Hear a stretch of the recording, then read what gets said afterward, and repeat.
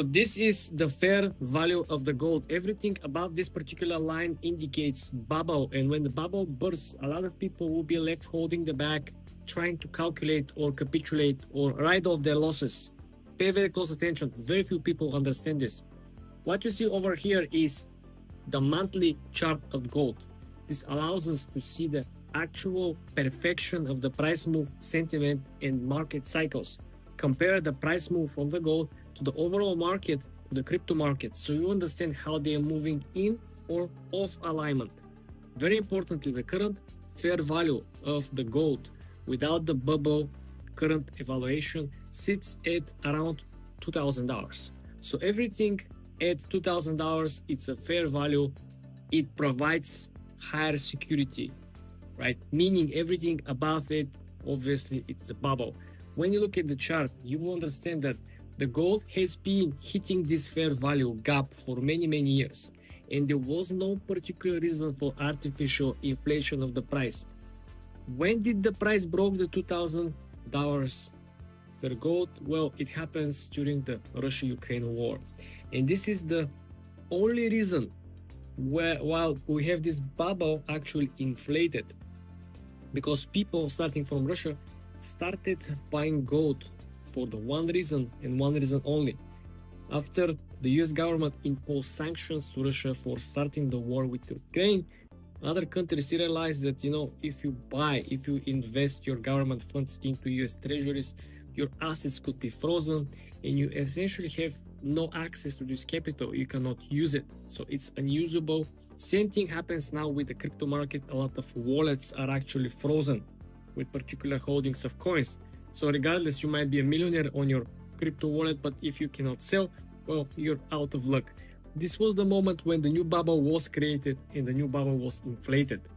So Russia purchased a lot of gold and starts stacking up a lot of gold for their own purpose and need.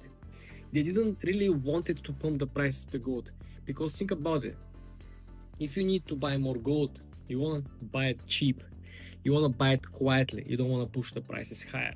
And this is why a lot of people misunderstood the concept over here. Countries were buying it not because they find it more valuable, but they find it as a safe haven where they can actually store the local currency and hold the local currency's value, because other countries' currencies are not as strong or stable as dollar. A lot of people trying to mock up the dollar that is losing value due to the money printer or inflation. But remember, other countries are fighting with devaluation. Their local currency is worth less in general, with or without printing money. So the other countries have to fight not only restriction, potential sanctions, freeze of their assets, but they also have to fight local weak economies and local currency devaluation. This is why I pull up a chart that very few people understand. That they can actually go so much back in the past and look at where is the fair value.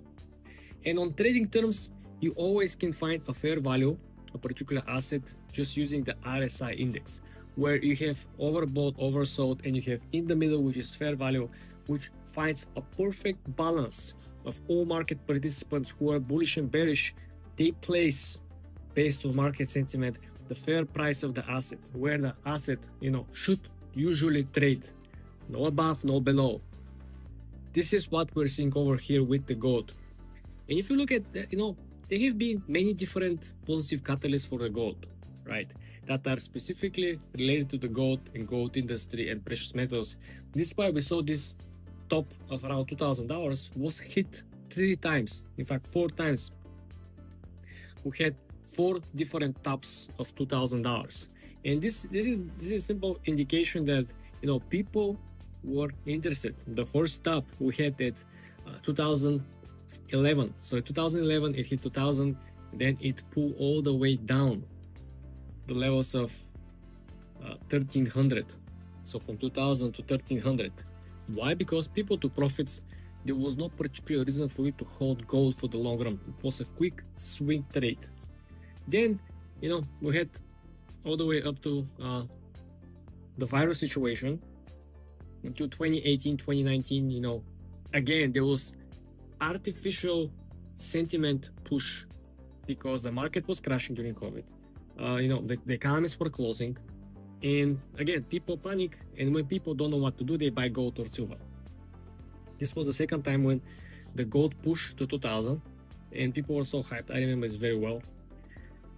But because, like I said, people who were buying it, they were speculators. They were not people who were actually into this market. So then, if you look at over here in 2021, they sold most of it. So everything that pushed up the gold prices actually was dumped again on the market for the same reason, speculators. Because then the Bitcoin pumped, we had 63,000 new all-time high, and then the markets kind of dumped. Remember 2022, everything again dumped. Was one of the worst crypto bear markets. And then look at what happened in 2022. We had again gold pushes back up to the same levels of 2000. So this was the triple top pattern. A lot of people then were kind of wondering, okay, 3 times the gold hits 2000, cannot break above, something is happening. Again, why is that? Because the same people who previously go in and out for the same reason of either the market is crashing, something bad is happening, or I don't really know what to do, I'm just gonna stay safe, I'm gonna park the money to gold and silver. There were no new money coming in. The countries were chilling. Russia was not buying, China was not buying, everyone was just chilling. But then look at what happened on the 4th try. Again, when was that? Elections, right? That elections reappear this is in 2020, I think it's 2024. The Russia-Ukraine war appeared, right? This is the end of the mandate of Joe Biden, and Russia actually invaded Ukraine, and the market kind of crashed, not so much, but a lot of people were not, pretty sure what they're gonna do next. Crypto didn't react in any way. First of all, there were speculations that they're gonna the Russia and Ukraine, they're gonna be using crypto for transactions to receive donations, to raise money for the war itself. But then people actually pointed out something very interesting, is that they're actually start stacking up gold, and then China follow suit. They also start stacking up gold, and then we saw little by little countries around the world, big countries with local economic issues, BRICS countries, they start also stacking up gold. This is the moment when you saw this crazy push bubble, and I'm calling it a bubble because this is institutions and countries buying the gold, which means is that if you as an individual, buying at these levels, hoping to make quick profit, yes, it's possible. But think about if these countries simply decide not to own it. So all this crazy run up could go that easy, that big on the downward trajectory, because all this gold price comes from the gold purchases, right? And this we're talking about the actual sentiment, because a lot of the countries were purchasing the physical gold, which sure, it helps the actual spot prices, but this is not really what drives the prices, because the sentiment changes very fast. They cannot dump 3 tons of gold on the open market, or simply liquidate it. But the main idea here is that the sentiment changes faster than the price. It's not price changes and then sentiment changes. The price follows the sentiment, and sentiment changes very fast. So this is why you need to understand that everything above this level presents a substantial risk. This most likely will play out in a negative way. The question is when, and the question is, will institutional investors be able to kind of avert this particular crash? Because sure, they might be buying the dip, but which dip you're buying when gold falls from 5,000 down to 2,000, right? That's the biggest question over here.